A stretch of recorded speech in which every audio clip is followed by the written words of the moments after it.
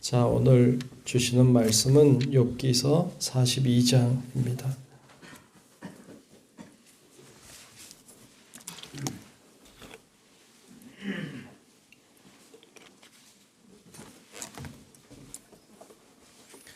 욥기서 42장 1절로 끝절의 말씀을 교독하며 보겠습니다.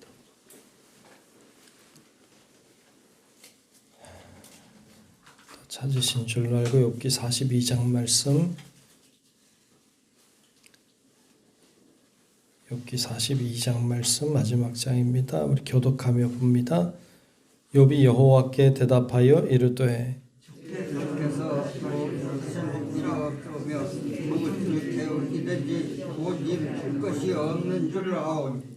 무지한 말로 이치를 가리는 자가 누구니까? 나는 깨닫지도 못한 일을 말하였고 스스로 알 수도 없고 헤아리기도 어려운 일을 말하였나이다. 내가 말하사오니 주는 들으시고 내가 주겠사오니 주여 내게 알게 하옵소서.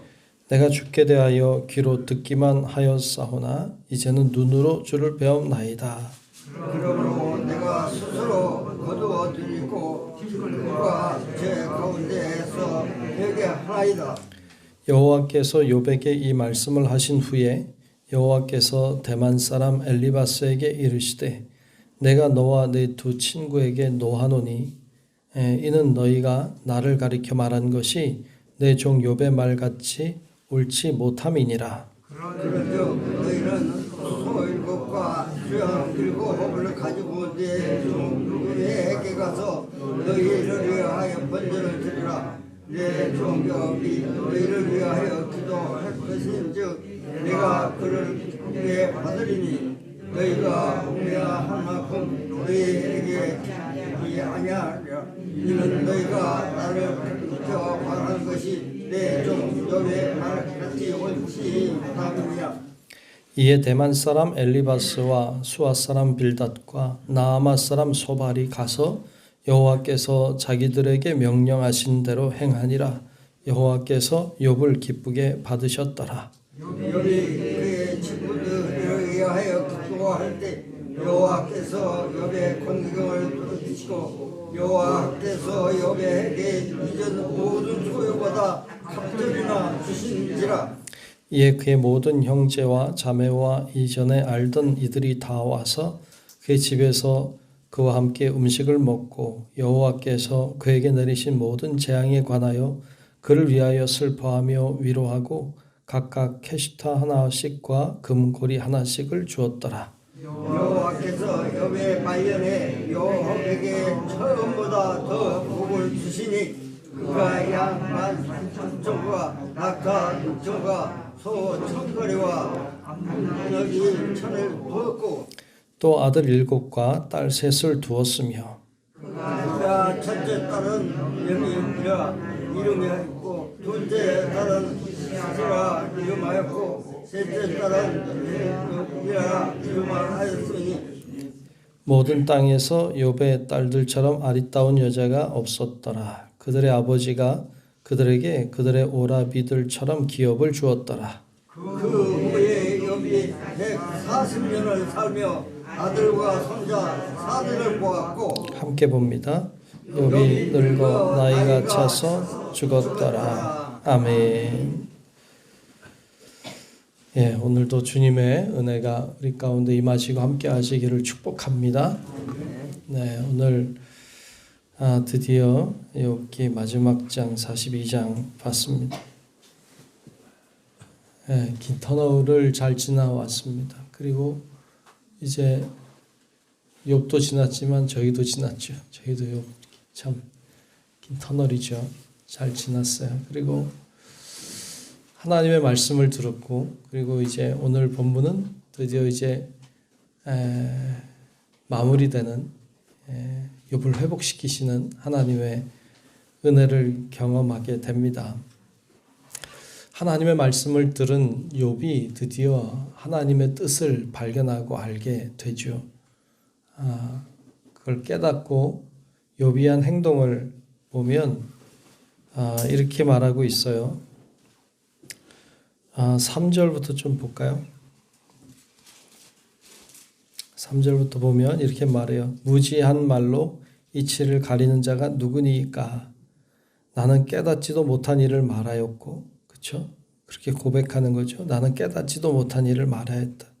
스스로 알 수도 없고 헤아리기도 어려운 일을 말하였나이다. 자기는 알 수도 없는 일을 말하는 어리석은 사람이었다고 말하고 있어요. 또 내가 말하겠사오니 주는 들으시고 내가 주께 묻겠사오니 주여 내게 알게 하옵소서라고 말하면서 5절에 이런 말을 하죠. 내가 주께 대하여 귀로 듣기만 하였사오나 이제는 눈으로 주를 배움나이다. 그랬어요. 귀로 듣기만 그동안 했는데 이제 눈으로 주를 봤습니다. 그렇죠. 우리가 말씀도 귀로 듣는 경우가 많은데 귀로 들은 주님을 눈으로 만나야 되는 거죠.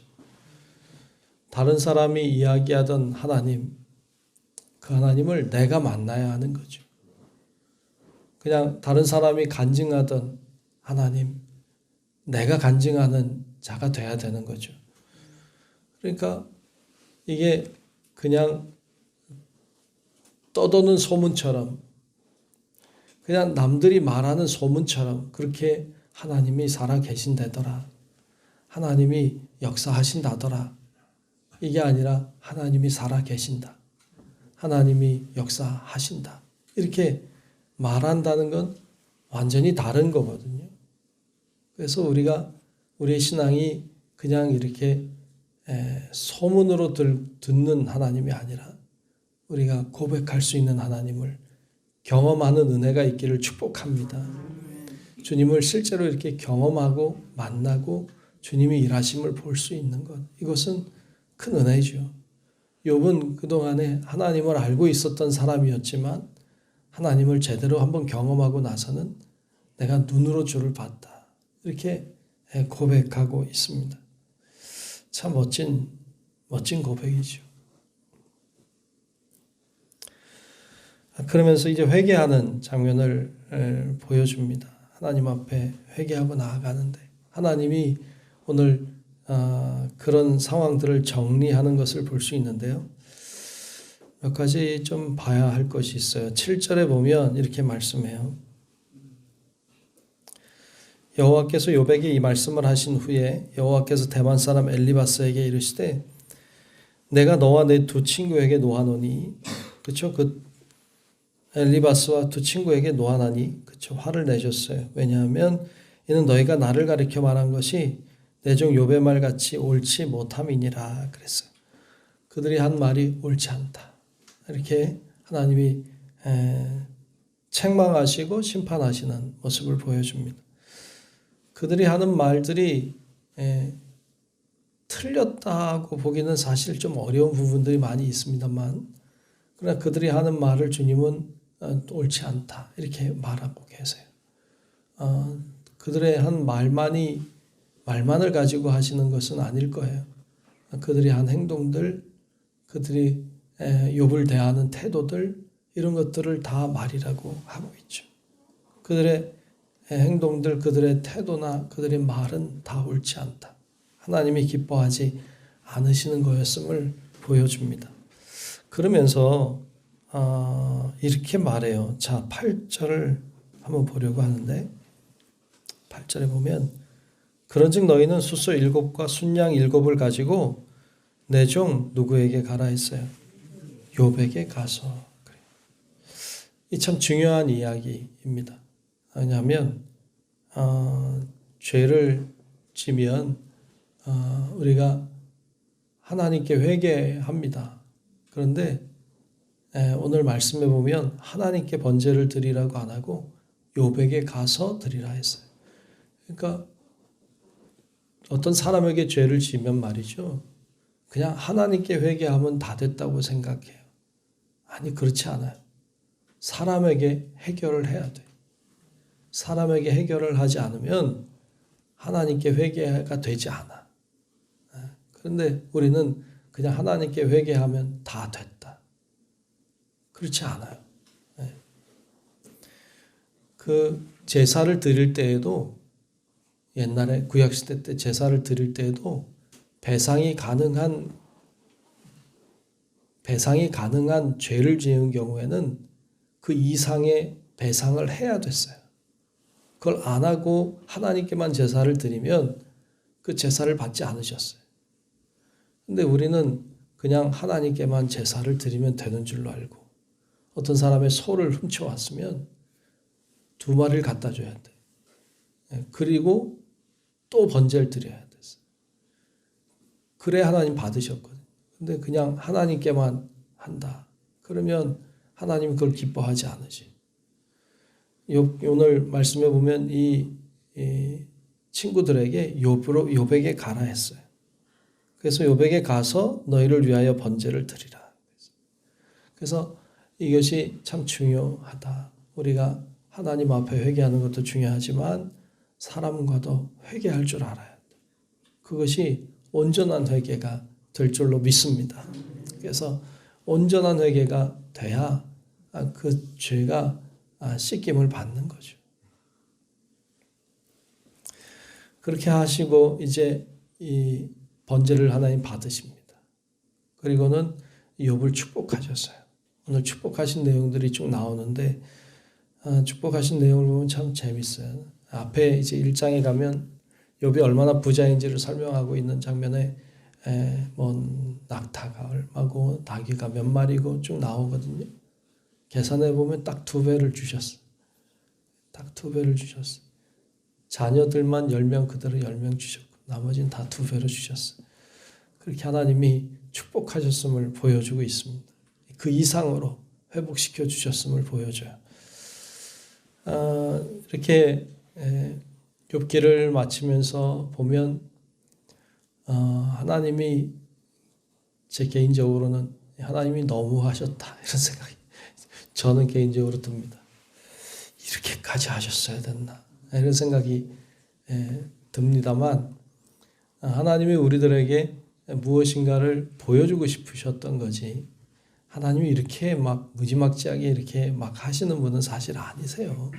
그러니까 우리가 너무 두려워하고 겁낼 건 아닌데 그런데 하나님이 우리에게 말씀하고 싶으셨던 내용들이 들어있다는 것을 우리가 보게 됩니다.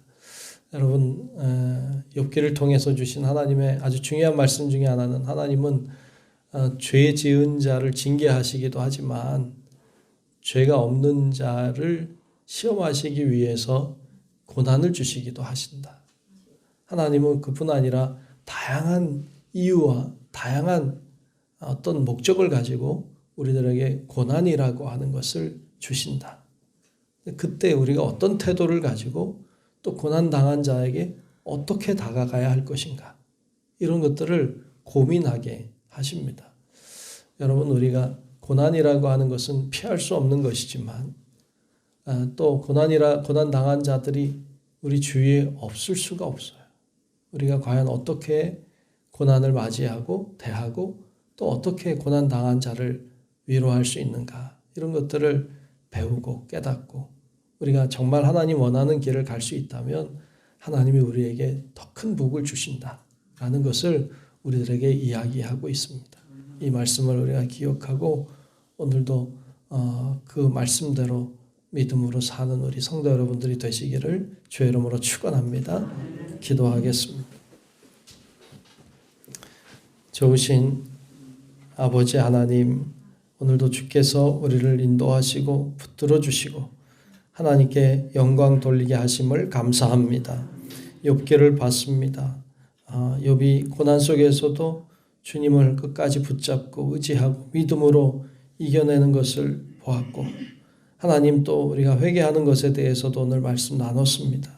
우리가 깨닫고 정말 주의 말씀대로 행하는 저희들 되게 도우셔서 하나님이 우리를 축복하시는 은혜를 경험할 수 있도록 주여 인도하여 주시옵소서. 오늘도 기도의 자리에 저희를 부르셨으니 감사합니다. 하나님 앞에 간구하며 믿음으로 나아갈 때 성령의 충만함을 누리게 하시고 그 능력으로 세상을 이기며 살아갈 수 있도록 우리를 축복하여 주시옵소서. 모든 것 주님께 맡기며 살아계신 예수님 이름으로 간절히 기도하옵나이다. 아멘. 하늘에 계신 우리 아버지여 이름이 거룩히 여김을 받으시오며 나라가 임하시오며 뜻이 하늘에서 이루어진 것 같이 땅에서도 이루어지이다. 오늘 우리에게 일용할 양식을 주시옵고 우리가 우리에게 죄 지은 자를 사하여 준 것 같이 우리 죄를 사하여 주시옵고 우리를 시험에 들게 하지 마시옵고 다만 악에서 구하시옵소서. 나라와 권세와 영광이 아버지께 영원히 있사옵나이다. 아멘.